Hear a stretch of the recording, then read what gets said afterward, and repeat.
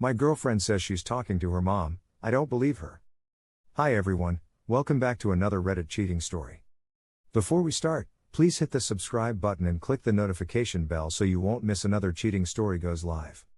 When my girlfriend and I were about 23, we lived in an apartment together. Didn't have much money, she wanted lots of stuff, I mostly wanted to chill and be happy. We worked kinda lame jobs at the time. We played WoW together constantly, 'cause it's cheap as hell compared to cable TV or movies or the bar. We made tons of friends and never had drama for about 2 years, until she made good friends with one of the guys in the game. I started getting curious when I came home one day to find her naked on the couch, on the phone with her mom. That was extremely odd, since she's essentially a never nude outside of the bedroom. I am handy with PCs, so I figured it would make me feel better to snoop. And I do mean snoop.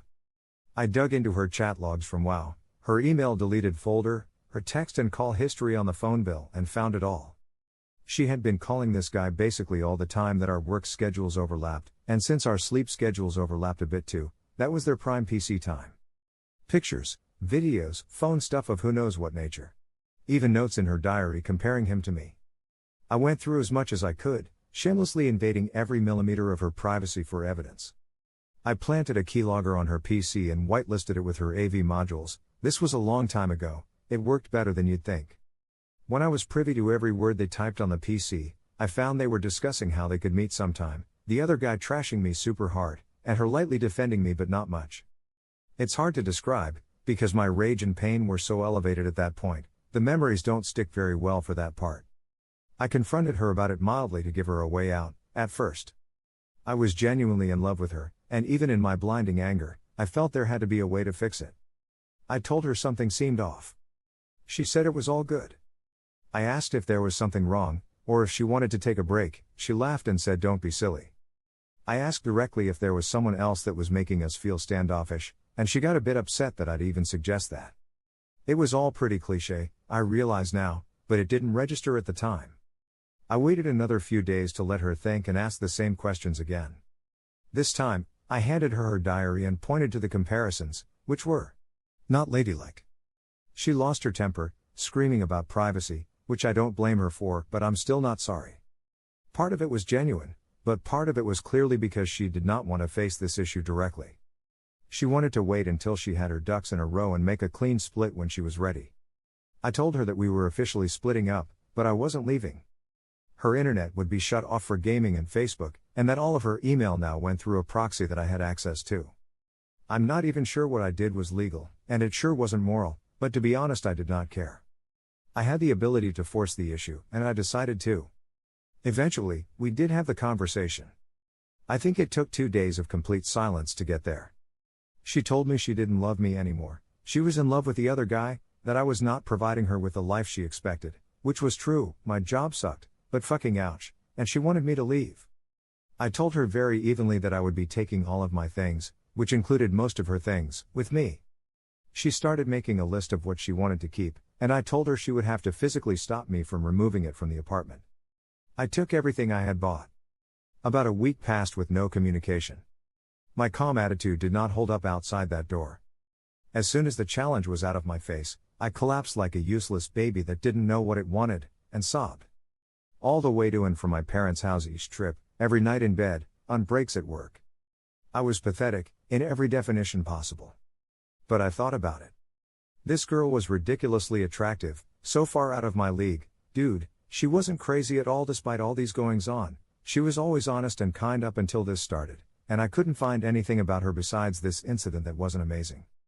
I couldn't get the thought out of my head that this was my life, and I get to decide how it goes. No one else controls my actions, only some of the circumstances I get to react to. So I thought, fuck that asshole. She's mine. I made up my mind to get her back. I thought it through nonstop for days before I even contacted her the first time. I planned what I would say, what I'd do, and expected her reactions. None of course were even slightly useful when I actually talked to her again. All right out the window. I told her I was moving back into the apartment. She was very confused and a bit amused at that suggestion, and I reminded her that it was both our names on the lease, and I had no legal obligation to move back in with my parents because we were not romantically involved. She actually reluctantly agreed to that logic, which stunned me. I did not see that coming. So I moved some of my things back in. I brought her computer, desk, kitchen stuff, all of her things and some of mine. I stopped snooping and tracking what she did, because I knew that was a road which lead only to my own torture, and there was no new information that could be helpful anyway. We slept in separate places. We split the bills because it was reasonable, but ate separately and did not talk much. She didn't talk to him in front of me and I didn't pry about what she did on her own time. It was extremely stressful, and tension was high, to say the least. It wasn't awkward, it was angry. After about a week or so of that, I told her that I was still in love with her, and I was going to get her back.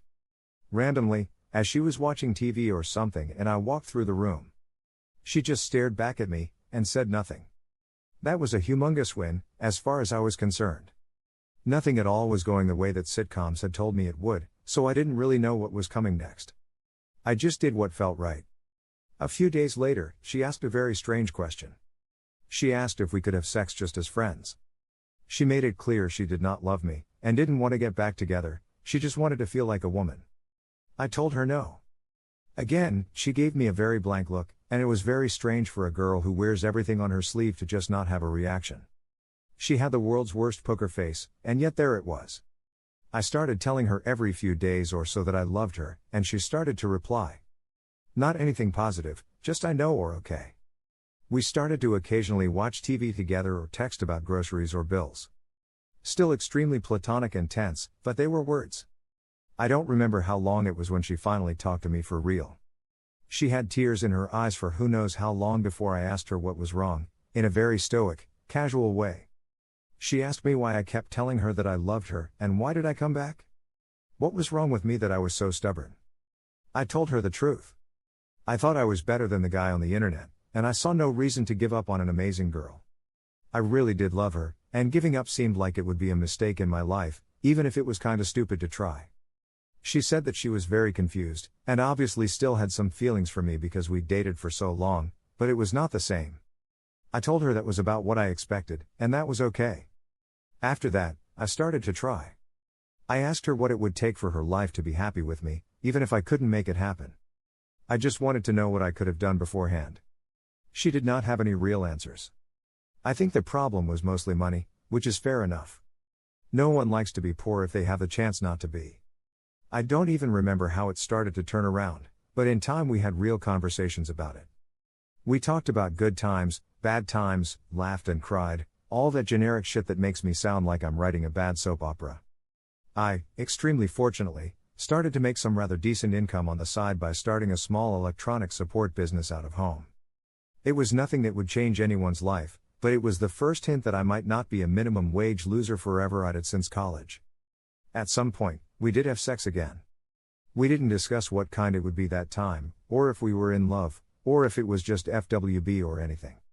We just obviously both wanted to, so we did. And we slept in the same bed afterward. She did her makeup the next day pretty good, which was weird. The time between me moving back in until we started to seriously work out our issues and get back together was probably 3 months. It took a hell of a lot of talking to get our emotions in a place where there was even enough trust to think anything could ever be real again between us. Basically, we started over, but worse. I had negative trust in her, and she had negative connotations about my future. We decided to try anyway, because we were just happier when we hung out together than with anyone else. That was really the simplest way to put it. We have been married for 3 years this October. She is the best person I have ever known, all things considered. There is no test we cannot pass, now. I regret exactly nothing. Thank you for watching, and don't forget to subscribe and turn on the notification bell for any future cheating stories.